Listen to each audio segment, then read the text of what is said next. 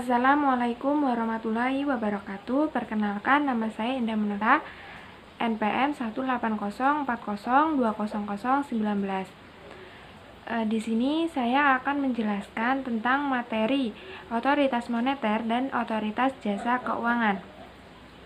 Materi yang akan saya sampaikan pertama yaitu berkaitan dengan arsitektur perbankan di Indonesia atau biasa disingkat dengan API.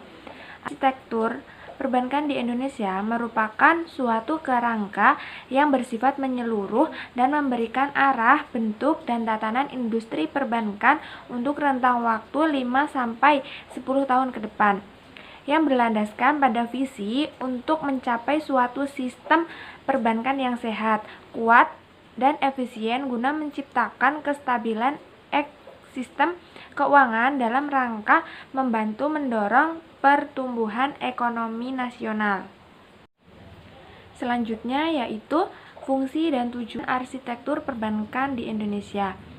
Arsitektur perbankan di Indonesia berfungsi sebagai alat untuk melakukan perubahan-perubahan dalam industri perbankan ke depan. Sedangkan tujuan dari arsitektur perbankan di Indonesia adalah untuk menciptakan industri perbankan yang sehat, kuat, dan efisien. Selanjutnya yaitu 6 pilar arsitektur perbankan di Indonesia. Yang pertama yaitu struktur perbankan yang sehat, mampu mendorong pembangunan ekonomi nasional dan daya saing internasional.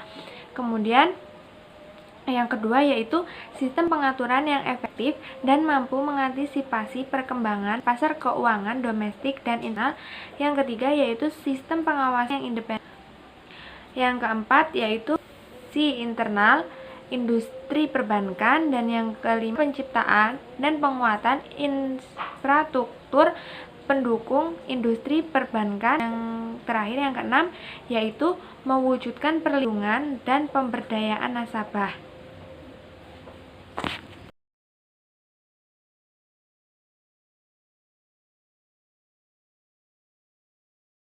Selanjutnya yaitu pentingnya arsitektur perbankan Indonesia. Yang pertama yaitu bank masih merupakan institut penting dalam menyediakan sumber dana untuk dunia usaha. Yang kedua yaitu industri perbankan memiliki potensi resiko yang dapat memicu instabilitas perekonomian sesuatu negara, bahkan perekonomian global. Kemudian yang ketiga yaitu arsitektur perbankan di Indonesia juga menggambarkan upaya Bank Indonesia sendiri sebagai otoritas perbankan. Kemudian selanjutnya yaitu peran Bank Indonesia dalam stabilitas keuangan. Yaitu yang pertama, Bank Indonesia tugas untuk menjaga stabilitas moneter. Kemudian yang kedua, Bank Indonesia memiliki peran dalam menciptakan kinerja lembaga keuangan yang sehat, khususnya di perbankan. Kemudian, Bank Indonesia memiliki wewenang dalam mengatur dan menjaga kelancaran sistem pembayaran. Kemudian, Bank Indonesia juga dapat mengakses informasi-informasi yang dinilai mengancam stabilitas keuangan. Dan yang terakhir, Bank Indonesia memiliki fungsi sebagai jaring pengaman sistem keuangan. Selanjutnya yaitu otoritas moneter.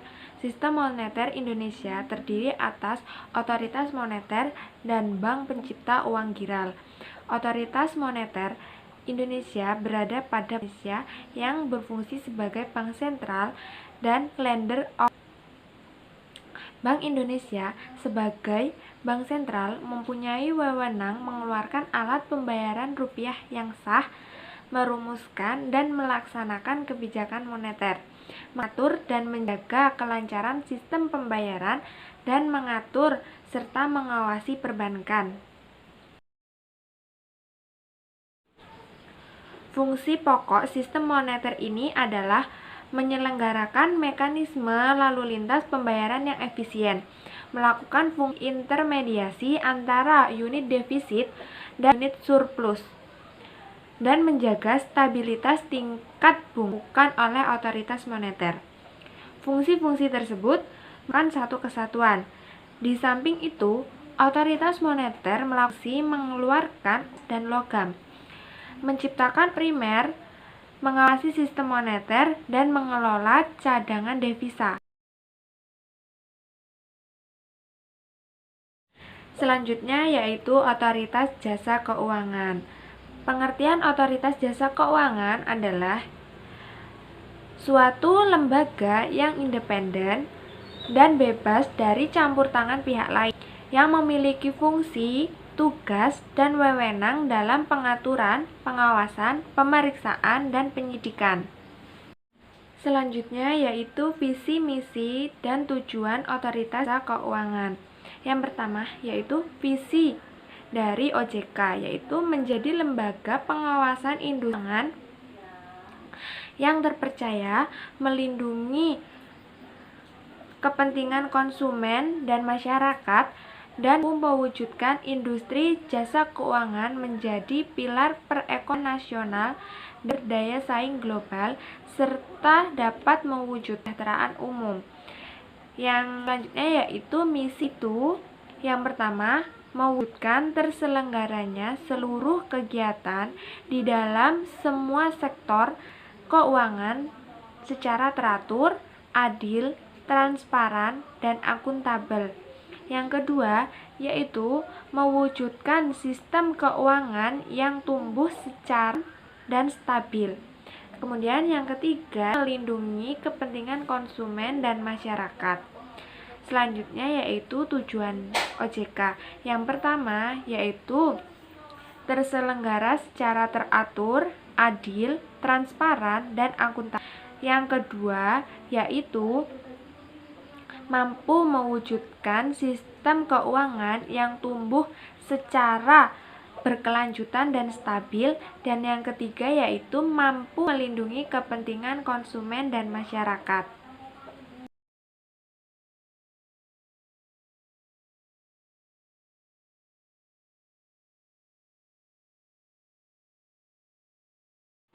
Selanjutnya yaitu fungsi, tugas, dan wewenang OJK.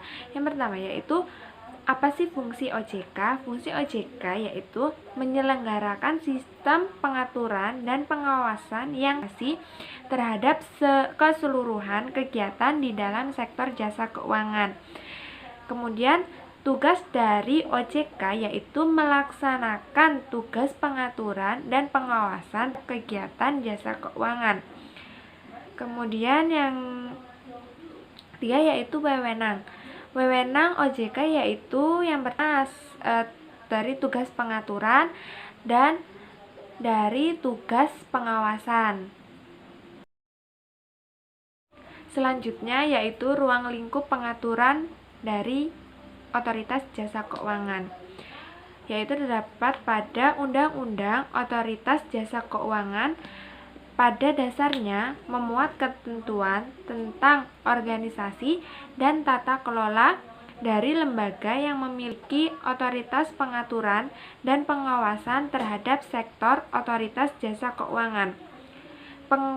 Pengecualian Undang-Undang Otoritas Jasa Keuangan (OJK) terhadap yang pertama yaitu jenis-jenis produk jasa keuangan, yang kedua yaitu cakupan dan batas-batas kegiatan lembaga keuangan, dan yang ketiga tingkat kesehatan dan pengaturan prudensial, dan yang keempat serta ketentuan tentang jasa penunjang sektor jasa keuangan.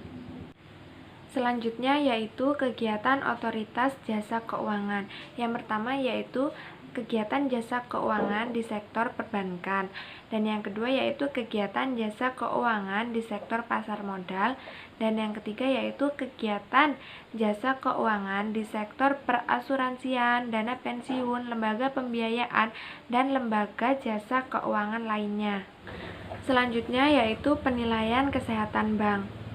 Penilaian kesehatan bank merupakan hal yang sangat penting karena bank mengelola dana masyarakat yang dipercayakan kepada bank.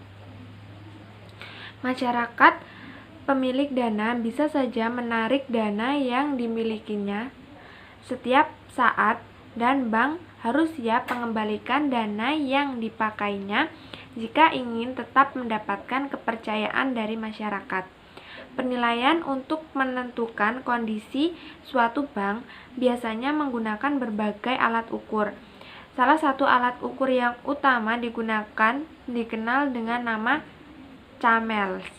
Analisis ini terdiri dari kapital, aset, manajemen, earning, liquidity, dan sensitivity. Selanjutnya, di sini saya akan menjelaskan sedikit tentang CAMELS atau singkatan dari kapital, aset, manajemen, earnings, liquidity, dan sensitivity. Yang pertama yaitu kapital atau disebut dengan aspek permodalan, yaitu permodalan yang dimiliki oleh bank yang didasarkan pada kewajiban penyediaan modal minimum bank. Yang kedua yaitu aset atau disebut dengan aspek kualitas aset, yaitu dengan menilai jenis-jenis aset yang dimiliki oleh bank. Kemudian yang ketiga yaitu manajemen atau disebut dengan aspek kualitas manajemen, yaitu kualitas manajemen dapat dilihat dari kualitas manusianya dalam bekerja. Kemudian yang keempat yaitu aspek earning, digunakan untuk mengukur kemampuan bank dalam meningkatkan keuntungan. Kemudian yang kelima yaitu aspek liquidity atau aspek likuiditas. Suatu bank dapat dikatakan liquid apabila bank yang bersangkutan mampu membayar semua utang-utangnya, terutama utang jangka pendek atau bisa disebut simpanan tabungan, giro, dan deposito. Kemudian yang terakhir yaitu aspek sensitivitas atau disebut juga dengan sensitivity, yaitu aspek ini diberlakukan oleh Bank Indonesia itu sejak Mei 2004. Cukup sekian materi dari saya. Semoga materi yang saya sampaikan tadi dapat bermanfaat. Saya mohon maaf yang sebesar-besarnya apabila terdapat kesalahan saat saya menyampaikan materi tersebut. Saya akhiri. Wassalamualaikum warahmatullahi wabarakatuh.